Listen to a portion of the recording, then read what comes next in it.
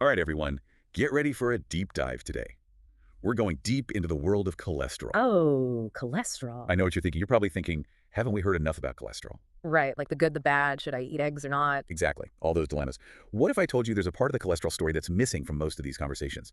And it could totally change the way you look at heart health. It's true. We hear so much about good cholesterol versus bad cholesterol. Right. But today, we're going beyond that. Yes. We're going to get into some excerpts from the Oxidized Cholesterol Strategy Okay. and uncover something that a lot of people don't talk about, and that's oxidized cholesterol. Oxidized cholesterol. That sounds pretty intense. Yeah, So our source is saying it's not just the amount of cholesterol that matters, but it's the quality of the cholesterol. that's right. It's like the difference between, I don't know, like a shiny new car versus a rusty old car. Exactly. The source uses that analogy Okay. to show how even a small amount of oxidized cholesterol, wow, Can do more damage than a larger amount of healthy cholesterol. interesting. So just like a little bit of rust on that car, even if it's a small car, Right. can cause more problems than a few scratches on a big, well-maintained SUV. Got it. Yeah. So how does cholesterol get oxidized? Like what's happening on like a chemical level? So oxidation, that's a process where molecules lose electrons. Okay. And that causes damage. Uh-huh. And when it comes to cholesterol, this kind of damage makes it more likely to stick to the walls of your arteries Hmm. and form plaque. I see. So it's kind of like rust eating away at that car's metal, making it weak and more likely to break down. Oh, so is that what causes like the clogged arteries and heart problems, this oxidized cholesterol? That's what the source is saying. Hmm. And they make a really interesting point.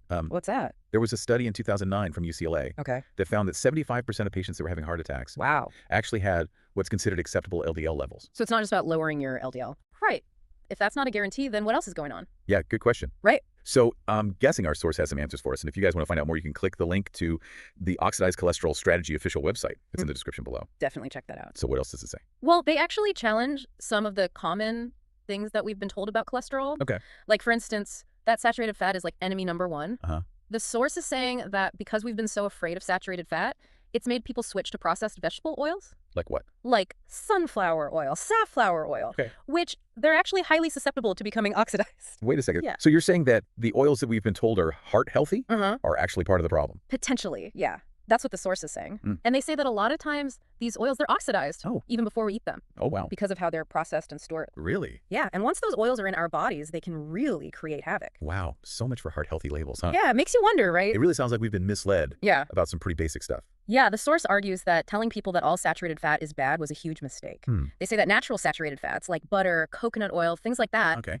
they're not just safe, they could actually be good for us.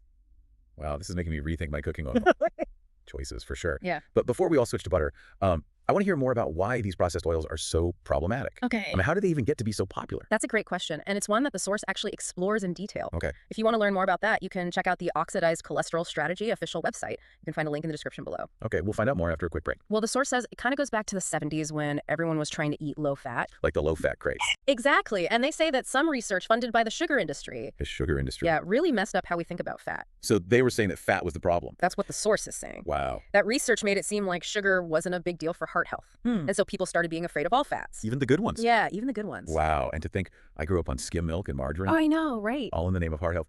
But, okay, so if these processed oils are so easy to oxidize, Yeah. what makes them so unstable in the first place? Well, it's all about their chemical structure. Okay. So polyunsaturated fats, you find a lot of them in oils like sunflower and safflower. Right. They've got all these double bonds, and they're really vulnerable to attack by free radicals. Free radicals, like the things they talk about in all those antioxidant commercials. Exactly, yeah. Those guys, those Ah. are unstable molecules. Ah. They can cause damage to cells, and that can contribute to aging and disease. Got it. And when those free radicals react with those double bonds in polyunsaturated fats, Yeah. that's when those fats get oxidized. So it's like a chain reaction of damage happening inside our bodies. That's a good way to put it. Wow. And it's not just our cholesterol that's affected. Oh, really? Oxidized fats can actually contribute to inflammation all throughout your body, Mm. and that can lead to all sorts of health problems. Got it. So we need to ditch those processed oils. We got to get those good fats back in our diet. Absolutely.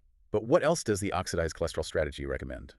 Well, it's not just about what you eat. Oh, okay. The source emphasizes that it's important to think about your lifestyle too, Okay, like what? like managing your stress levels, getting enough exercise, Yeah. things like that. So it's about taking like a holistic approach to heart health. Exactly. It's not just about cholesterol numbers. Exactly. It's more than that. Okay. The source actually talks about how chronic stress can increase your cortisol levels, and that can lead to inflammation and oxidative stress. So it's like our bodies are always on high alert. Yeah. And it takes a toll. Right. And exercise can actually help counteract that stress response. Okay. It can help improve your circulation, Right. boost your metabolism, Uh-huh. help your body use fats more efficiently. So working out is like giving our cardiovascular systems a workout. Exactly. Keeps them strong. That keeps everything running smoothly. I like that. Yeah. And we can't forget about sleep. Oh, sleep, yes. Very important. Important. When you don't get enough sleep, Yeah, your body makes more cortisol. right. And like we were saying, that can lead to oxidative stress. I've noticed that I crave unhealthy foods when I'm tired. Yeah, Like my body just wants that quick energy, that makes sense. even if it's not good for me in the long run. Yeah, it's looking for a quick fix. Yeah. It's pretty common, though. Yeah. When you're well rested, you're more likely to make healthy choices. Okay. Resist those cravings. So it really is all connected. It is. Our diet, stress levels, how much sleep we get, It all matters. it all affects our health, especially our hearts. Absolutely. And the oxidized cholesterol strategy really gives you a good plan for how to handle all those different factors. It sounds really thorough. It is. So is there anything else in the strategy that stood out to you or that you found particularly helpful? I thought it was really interesting that they emphasize the importance of antioxidants. Oh, right. Because antioxidants are supposed to neutralize free radicals. Exactly. We talked about those earlier. Yeah, they're like little superheroes. I like it. They fight off free radical damage, and they help protect our cells from oxidation. Okay. And the source gives a whole list of foods that are rich in antioxidants Well, that's great. that we should all be eating. So like fruits and vegetables. Definitely colorful fruits and veggies. Okay. Green tea, dark chocolate, Ooh, dark chocolate. even spices like turmeric. I like that it's not about like depriving ourselves. It's about adding more good things to our diet. Exactly. Foods that are actually nourishing Yeah, and that help our bodies thrive. I like it. It's about making changes you can stick with Right. that support your health for the long term. Well, this has been so eye-opening for me. Yeah. I feel like I'm finally understanding the whole cholesterol picture, Mm-hmm. not just this simplified version we always hear. Right. There's so much more to it. I used to be scared of cholesterol, Yeah. but now I see that it's more complicated than that. It is. It's about understanding the different types of cholesterol Right. and focusing on quality over quantity. Exactly. And you know what? I'm feeling empowered now that I know all this. Me too. Knowledge is power. Yes. Now we know about oxidized cholesterol.